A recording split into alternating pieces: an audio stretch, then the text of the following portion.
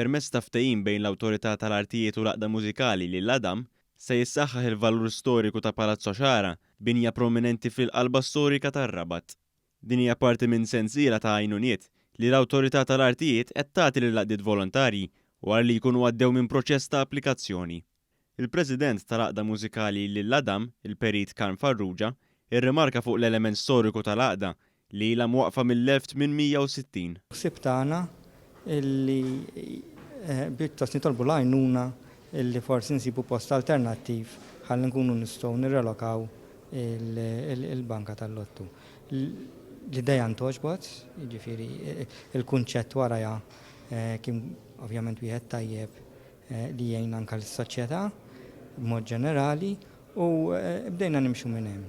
Il-Ministru għall-Ekonomija Silvio Xkembri spjega li l-Awtorità tal-Artijiet ser talloka spazju ġdid għar-rilokazzjoni tal-Banka tal-Lottu f'post ieħor minn barra l-Palazz u dan brata ta' kera preferenzjali li l-Awtorità tapplika biss fil-każ tal-għaqdiet volontarji. Mhux biss qegħdin naraw kif l-Awtorità tal-Artijiet inkomplu nresquha viċin iċ-ċittadin, f'dan il-każ viċin is-soċjetajiet u dawk li hekk imsejħa volunteer organizations, kif fil-fatt qed naraw li għajnuna bħal di qed tingħata wkoll il-15 il-laqda oħra fis-sena, però hawnhekk illum qegħdin nistgħu ngħidu hekk inwettqu x-xewqa ta' ħafna rabtin.